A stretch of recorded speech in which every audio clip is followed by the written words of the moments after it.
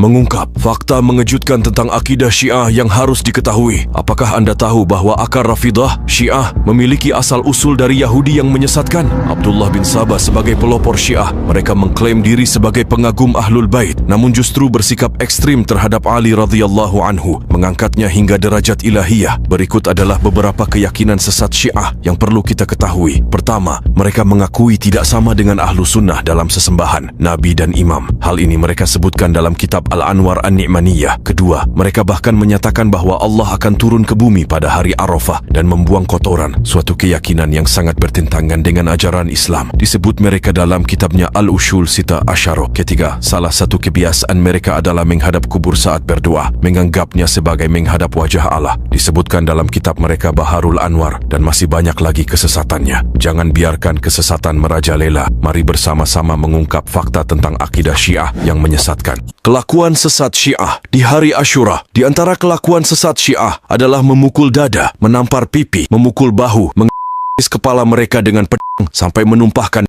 Semua ini dilakukan pada hari Asyura, 10 Muharram. Hal ini dilatar belakangi karena kecintaan mereka pada Husain bin Ali bin Abi Thalib. Mereka sedih atas kematian Husain, cucu Rasulullah yang wafat terbunuh. Kecintaan itu harus berdasarkan takwa, bukan dengan hawa. Rasulullah sallallahu alaihi wasallam bersabda, "Tidak termasuk golongan kami orang yang menampar pipi, merobek juyub dan berteriak dengan teriakan jahiliyah, yakni ketika ditimpa musibah kematian." Hadis Al-Bukhari. Kenapa kelakuan mereka dikatakan sesat? Karena hal tersebut perkara yang tidak pernah dicontohkan dalam Islam. Coba kita lihat Nabi saat Hamzah radhiyallahu anhu dimutilasi. Apakah bersedih seperti kaum Syiah? Lalu kenapa mereka tidak bersedih untuk Hamzah radhiyallahu anhu atau Abu Bakar dan Umar radhiyallahu anhu ajma'in yang telah membela agama Rasulullah? Jadi daripada pukul pipi, mending pukul kendi. Tanah Karbala dianggap berkah, tetapi tidak dengan Aisyah radhiyallahu anha. Asyhadu an la ilaha illallah. Asyhadu an la ilaha illallah.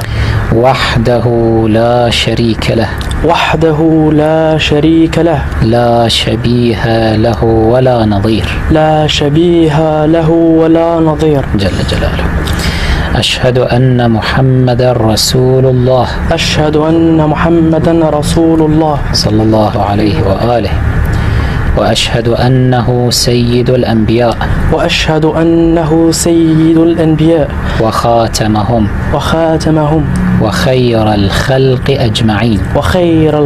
أجمعين وأشهد أن أمير المؤمنين عليا وأشهد أن أمير المؤمنين عليا ولي الله صلوات الله وسلامه عليه وأشهد أن فاطمة الزهراء وأبناءها المعصومين حجج الله صلوات الله عليهم أجمعين أشهد أن أبا بكر وعمر وعثمان وعائشة وحفصة في النار الله أبرأوا إلى الله وإلى رسوله من أبي بكر وعمر وعثمان وعائشة وحفصة وسائر أعداء أهل بيت رسول الله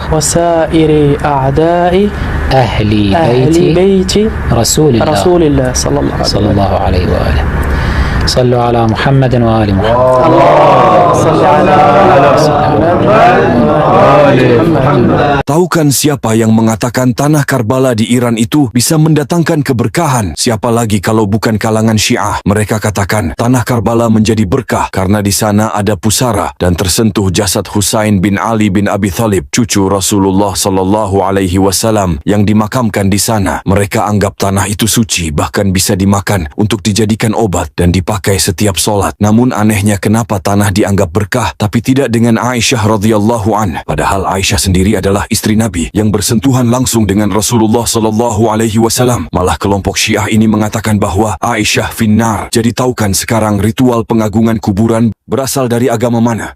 Mengungkap pemahaman Syiah yang merusak akidah. Syiah atau dikenal salah satunya sebagai Rafidhah adalah kelompok yang mengaku Islam yang merupakan induk atau akar terpecahnya Islam menjadi 73 golongan. Berikut penyimpangan Syiah dari segi akidah. 1. Meyakini bahawa semua imam mereka adalah maksum atau terbebas dari kesalahan. 2. Mengkafirkan para sahabat termasuk Abu Bakar, Umar, Utsman dan Aisyah radhiyallahu anhum ajma'in. Bahkan dalam syahadatnya mereka mengatakan bahawa sahabat finnar. 3. Meyakini Al-Quran yang terjaga saat ini tidak asli atau telah diubah oleh Rasulullah sallallahu alaihi wasallam dan menganggap Jibril alaihi salam berkhianat karena menurut mereka seharusnya wahyu itu turun kepada Ali radhiyallahu anhu. 4. Menghalalkan taqiyah atau berdusta untuk menghalalkan pemahamannya. 5. Menghalalkan nikah mut'ah atau kawin kontrak. Bisa dilihat kumpulan mereka di puncak. Itu baru penyimpangan dari segi akidah, belum dari segi syariat. Sejarah merah sekte Syiah dan dicurinya Hajar Aswad batu surga pada musim haji tahun 317 Hijriah atau sekitar tahun 930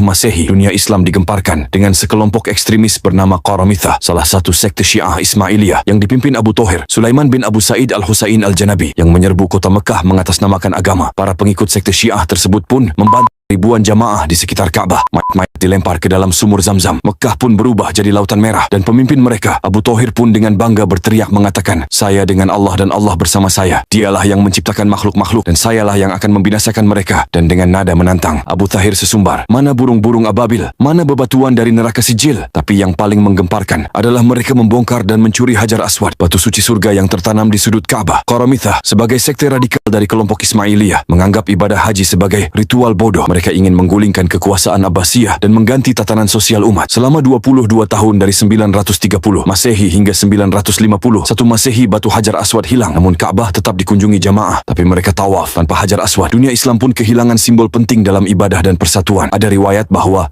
Hajar Aswad akhirnya dikembalikan setelah tekanan dari umat Islam dan beberapa tebusan. Tapi saat kembali, batu itu dalam keadaan pecah dan kini direkatkan dengan bingkai perak di sudut Mekah. Dan kisah ini mengingatkan kita siapa musuh sebenarnya. Kisah ini referensi Ibnu Al-Atsir, Al-Kamil fi Al-Tarikh dan Al-Bidayah wan Nihayah. Ibnu Katsir mengisahkan peristiwa kenapa Arab Saudi sering sekali di-framing buruk oleh orang-orang muslim itu sendiri. Inggris, Amerika mengirim senjata, nggak Arab mengirimkan kafan. Itu orang belum mati. Pengajar sih. Nyatanya, stok kain kapan mulai menipis di Gaza. ngakunya si muslim, tapi sesama saudara muslim kok begitu? Padahal kelintiran bantuan sudah banyak, tapi selalu saja di framing buruk. Padahal Arab Saudi adalah negara yang mengakui hukum di negerinya berlandaskan Al-Quran dan Sunnah. Walau masih terdapat beberapa kekurangan. Padahal Arab Saudi tak pernah menjajah sebuah negara. Padahal Arab Saudi tak pernah memerangi saudaranya seperti Syiah dengan Bashar Asadnya. Padahal di Arab Saudi tak pernah berkoar tentang khurafat negaranya untuk menambah nilai devisa. Negara yang terdapat 2 kota suci dari nabinya. Negara yang berusaha memfasilitasi umat untuk peribadahannya. Apakah mereka tak bisa berhenti bertakiyah kepada Arab Saudi? Ataukah mereka iri karena mungkin tempat asal sektenya sepi untuk dikunjungi hingga bertakiyah sana-sini terhadap Saudi? Maunya apa sih? Arab Saudi harus perang gitu sana-sini. Logikanya, jika perang tersebut merentet ke Arab Saudi dan menodai 2 kota suci serta peribadahan umat dibatasi, siapa yang mau tanggung jawab nih? Masa harus beribadah ke Karbala sih? Waduh, berita ini sepi lagi. Pak reporter nggak beritain nih. Masya Allah tabarakallah. Untuk pertama kalinya, setelah terkekang oleh rezim Syiah yang dipimpin Bashar Asad selama 12 tahun yang membawa luka, akhirnya atas izin Allah Ta'ala dan di bawah perlindungan kerajaan Saudi, warga Suriah bisa kembali menunaikan ibadah haji di Tanah Suci. Mereka telah melewati hal-hal yang tak terbayangkan. Banyak di antara mereka yang membawa luka perang akibat serangan Bashar Asad dari sekte Syiah. Bahkan ada yang kehilangan anggota tubuh melangkah ke dalam kawasan suci Makkah. Air mata pun jatuh. Hati bergetar, rahmat Allah menyelimuti setiap langkah mereka. Bagi mereka, ini adalah perjalanan tentang bertahan hidup, keteguhan, dan iman yang dalam, serta tak tergoyahkan. Semoga Allah menerima ibadah mereka. Kaum Syiah sang pencela sahabat, janganlah mencela sahabatku. Seandainya salah seorang di antara kalian menginfakkan emas seberat gunung Uhud, maka sungguh kalian tidak akan menyamai infak mereka sebesar 1 mud atau seukuran 2 telapak tangan, bahkan tidak akan menyamai separuhnya. Hadis Bukhari dan Muslim. Bagaimana mungkin mereka mencela istri Nabi, orang yang pernah tidur bersama Nabi SAW, orang yang paling disayangi Rasulullah SAW dan menganggapnya finnar, padahal mereka begitu memuliakan Husain, bahkan kuburannya pun dianggap keramat dan mengandung barokah. Dan yang paling parah, pasir sekian radius kilometer di dekat makam Husain pun dianggap berkah dan bisa menjadi obat. Ajaran apa ini? Bagaimana mungkin pasir dianggap berkah, sedangkan istri Nabi yang meriwayatkan begitu banyak hadis, mereka anggap finnar. Sungguh keterlaluan. Maka segala puji bagi Allah yang menjadikan orang-orang zalim saling menimpakan kezaliman di antara mereka. Ingat, ini bukan akun antek Yahudi, ini baru antek Yahudi. Mendadak jadi fans karbitan Iran hanya sebatas gara-gara pembalasan antar dua negara saja. Mereka jadi fans buta. Sebenarnya apapun dan siapapun yang menyerang Israel, kita pasti dukung. Tapi jadi fans buta, bahkan sampai menyalahkan ahli sunnah, itulah yang tercela. Bahkan beginilah pendapat teman sang reporter. Apakah Iran menyerang Israel karena dia pro dengan Palestina? Jawabannya tidak. Karena Iran menyerang Israel karena dia diserang duluan, sederhana. Gitu kan ya. Iran sama Israel itu bestie. Baru tahu. Karena yang ngebuat kuil Sulaiman yang kedua itu Iran, itu Persia. Dari kejadian ini saja sudah muncul orang yang begitu mudahnya ikut nyinyir dari orang Syiah, ikut-ikutan nyerang ahlu sunnah, mudah tertipu dengan Syiah. Bagaimana jika Dajjal keluar? Dari mulai mengatakan, mana negara Arab? Semua pada diam, gak ada yang ikutan. Padahal perkara ikutan buat kekacauan itu banyak pertimbangan, bukan asal semangat bawa tembakan. Padahal bantuan untuk muslim di Palestina pun tak berhenti berdatangan. Ingat bro, satu-satunya golongan yang mencela istri Nabi adalah mereka yang katanya mencintai keturunan Nabi.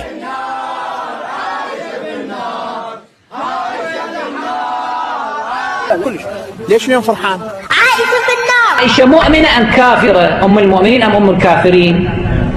أم الكافرين كافرة. Bagaimana sikap kita antara dua saudara Israel dan juga Ireng? Maka pendapat kami adalah tetap kawal saudaramu di Palestina. Terserahlah antara Israel dan juga Ireng. Yang terpenting tetaplah beri bantuan kepada saudaramu di Palestina. Janganlah teralihkan oleh isu drama dua negara yang bersaudara. Fokuskan saja untuk membantu saudara muslimmu di Gaza. Dalam agama Syiah, mereka telah menerapkan anjuran bertaqiyah dalam keyakinannya. Mereka pasti rela berdusta demi kepentingannya. Demikian pula dalam agama Yahudi. Kita tahu kenapa Rasulullah SAW mengatakan Ghairil maghdubi alaihim adalah orang-orang Yahudi. Itu karena mereka ngeyelnya luar biasa. Walau kebenaran di depan mata, namun mereka tetap menolaknya demi kepentingannya. Lagi pula Syiah itu dibentuk oleh Abdullah bin Sabah, seorang Yahudi yang mengaku Muslim. Cek saja kitab Syiah, Risalah Al-Irja. Tak ada dukungan bagi mereka. Karena keduanya adalah orang yang zalim. Ireng genosida di Suriah dan Israel genosida di Gaza. Bahkan jika searching sebentar saja dengan kata kunci kelompok Houthi, maka merekalah golongan Syiah Zaidi yang telah menggulingkan pemerintahan Shah Yaman. Demikian pun di Irak dan juga kelompok Qaramithah